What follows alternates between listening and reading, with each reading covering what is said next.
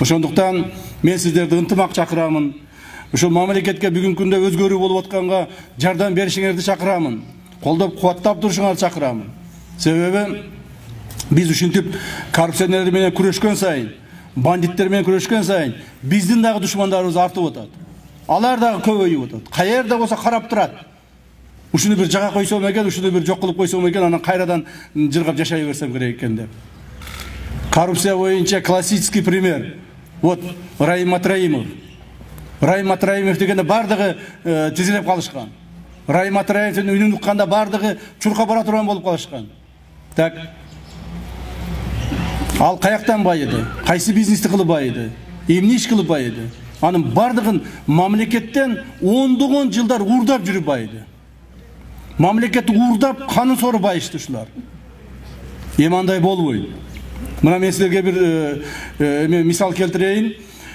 2020 жылга чейин таможнянын эң көп топтогон акчасы 33, 35, 37 миллиард болгон экен. Максимальный 37 миллиард топтогон экен.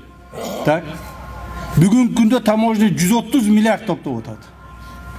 Мына каяктан акчалар кеткен. Ким ошо миллион болгондор ушул жакта миллион болуп турушкан. Эмандай миллион болбойт. Раим миллион деген кландар, ошого окшогон кландар болбойт. Кыргызстанда чыгарбайбыз аны кандайларды. Так. Раим миллион азыр эмеге объект этилген розыскага. Бүгүнкү күндөгү Кыргызстандагы бардык территориясындагы бардык мал мүлкүнү мамлекетке өткүзөбүз. Бүгүнкү күндө уже эсептеп коюшту, балдар кече күнү мага далаш жетишти. 80 миллион доллардың тегерегинде мал мүлкүн өткүзүп атабыз. Кыргызстандын территориясында Раим миллионун бир сотук жери калбайт. Бар мамлекетке өткүзөбүз. Эми ал миллион болуп кыйын болбойт. Жөнөкөй адамга окшоп, силерге окшоп жөнөкөй болуп жүргөнгө милдеттүү.